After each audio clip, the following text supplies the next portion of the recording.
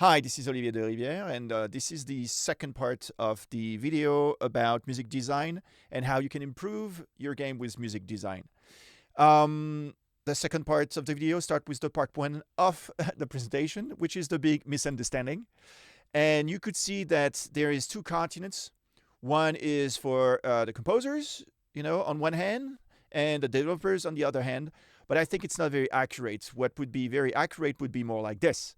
In a galaxy far, far away, like separated these two entities. So basically, let's go back to the basics because I believe this is important to talk about what is the core of a video game. And when I ask people all around the world, it's very rare, however, not so rare now, but let's say it was very, very super rare, now less. But it was about, the story, it was about immersion, it was about imagination, and so everybody was missing the point. And I was like, no, what is the core of a video game? Do you know? What is the core of a video game? Well, it's kind of easy if you realize, what is the core of a movie? It's a script. So how do you start a video game? You never start a video game with a story unless you don't know how to make games. You start a video game. I mean, you can start with like an idea of like, oh, okay, I want to have this environment whatsoever. But soon enough, it's an FPS, it's a strategy game, it's a whatever puzzle game, because it's about gameplay mechanics. You need to know what is your gameplay mechanics. Is it third person? Is it exploration? Is it like a walking simulation? Is it all of these things? So gameplay mechanics are very important. And what else? What else makes games? Well, nothing. That's it. It's just gameplay mechanics. Because those mechanics will become what we call gameplay loops. So basically, if you look carefully to any game, you will see that it's basically one set of rules that are dressed differently throughout the whole game. It's, like an FPS with weapons, and you have, stage 1, fire, stage 2, ice, stage 3, city, but it's the same mechanic. Okay, you have different improvement as you go through, but basically this is what we call gameplay loops. So what about the story, the characters, the environment, the general structure? Everything come next. The first car is the gameplay mechanics. So before moving on, I want to say something because I know that I have a lot of people that disagree with me. So this is my stance. This is me right here. I mean, not here, not there. But this is my stance, and that's the world. Okay, so you're part of the world, I'm part of the world. But between me and the world, there's a lot of nuances. Okay? So don't imagine that what I'm saying is the truth or is the one way to success. What I want to tell you is that there is tons of ways, and that's what I'd like to see.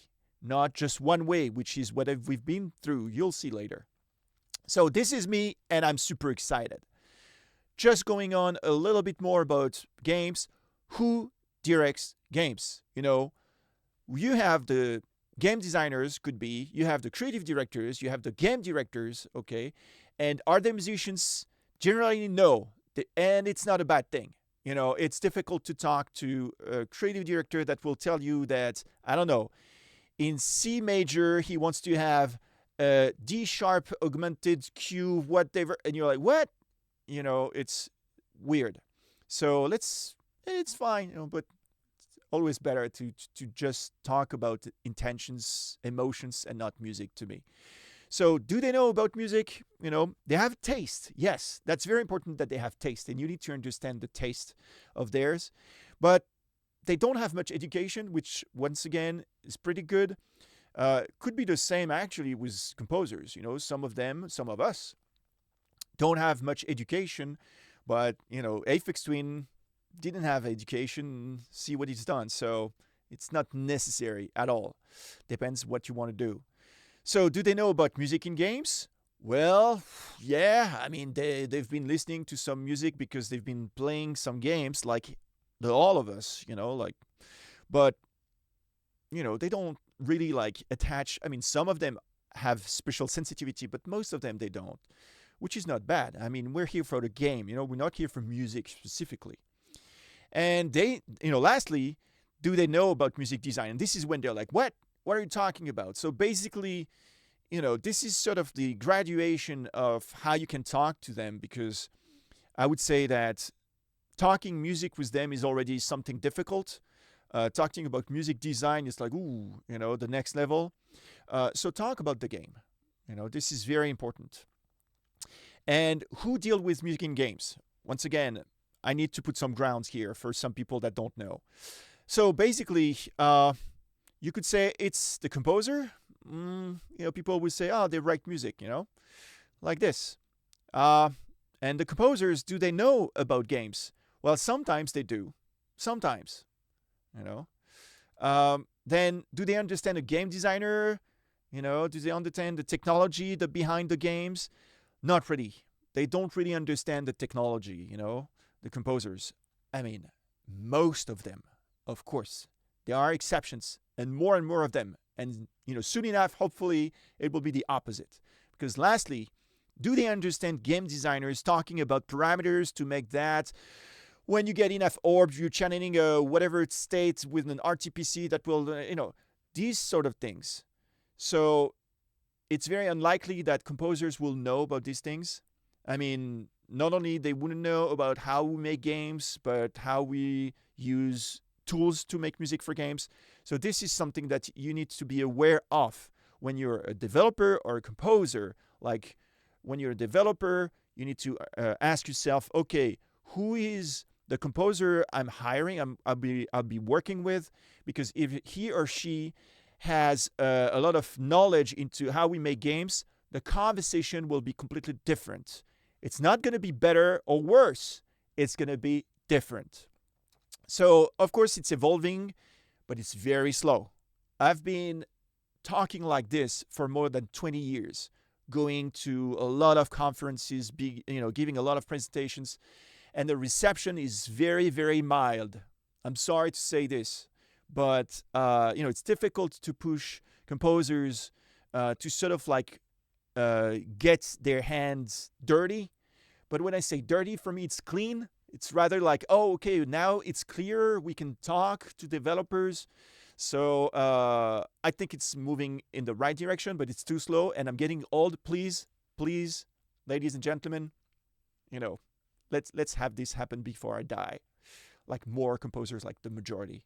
So let's go back to the big misunderstanding. So we have the developers and the composers, and we know that they don't speak much to each other. They're scared. The developers, they don't want to hear about, the music design. They don't want to hear about, what's the chord for, flat B, whatever. And the composers, they don't want to hear about the technology. They want to hear about the parameters, the states. Difficult conversation right there. You can't understand, all right? So let's get back to the basics. What the devs want. They want their game to be incredible, of course. And they want the music to be excellent, of course. And finally, they want the music not to harm the game. That's very important.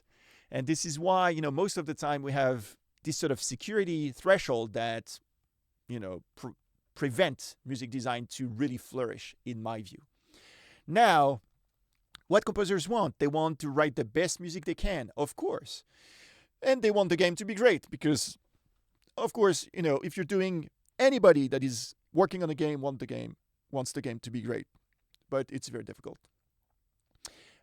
Finally, they don't want the game to misuse their music. It happens a lot. Misuse, is it? I don't know if it's the right spelling. Okay. They don't want developers to misuse their music because sometimes, as they're far away, as we talked already, they don't know what they do with their music. They don't know what the developers can be very well intended. Maybe they're doing something wrong with the intention that was in the music, and the composer might feel like, oh, this is off to me. So that's a little bit of an issue, I believe. So what could, in your view, in my view, in the view of the, let's say, logic, what could unite these two? Well, you guess. It's music design. All right. So now you understand what music design is for. It's just to create this sort of technical and verbal relationship between a developer and a composer. It's great. The big misconception, however, part 2. So, first off, let's talk about film scoring. What is film scoring? It's how music follows the picture, illustrating the emotions, illustrating the moment. It's very passive, of course. And what is music design? It's how music follows the player's actions. So it's on the player's actions, could be on the game environment as well, but it's, mostly about something that is happening in real time because the player is doing something specifically. So the very basic music design that we all know is Super Mario, and everybody knows about this. We have the background music. Yeah, I couldn't... Nobody can stop this. You need to take all of them.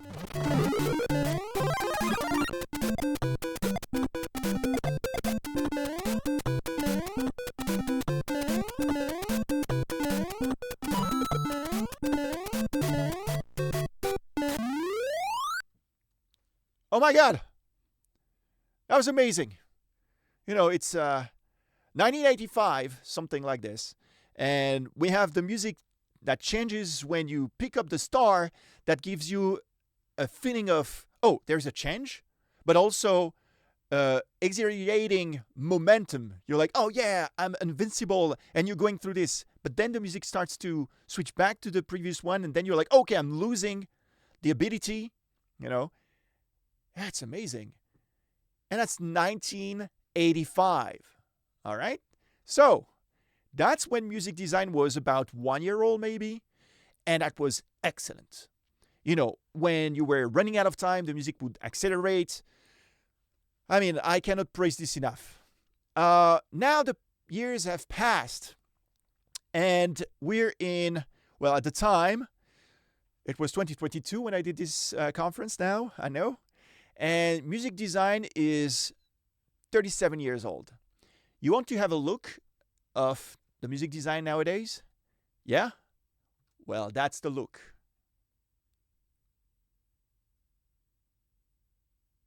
You shouldn't laugh if you did, because that's concerning. That's very concerning. The big misconception is, for a long time, music design, interactive music, has been considered as making the music react to the major game situations. Exploration, fight, in-game cutscenes, scripted events. It's something that we've been through, until now. You can tell any game that you've been playing, you could say, oh, the music is interactive because I'm going through this, and the music is changing, and you're like, yeah, that's true. Let's look at, Streets of Rage, for instance. Yeah, it's very basic. I agree with you. It's just that the tools are better, so the rendering is better, and no problem with this. The thing is, as we went through, the technology improved. Like, for games, like AI, physics, polygon counts, lighting, games are in constant evolution, yet for music, we're stuck. Yes, we are. And I felt this way myself as a gamer first, and then, of course, as a composer. So, let's see, what if music can help understanding the gameplay? But also, what if music tells the story at the same time? And also, what if the music is performed in real time and is ultra reactive? Are you excited? I'm excited. And that's for the next part of this presentation. Thank you for listening.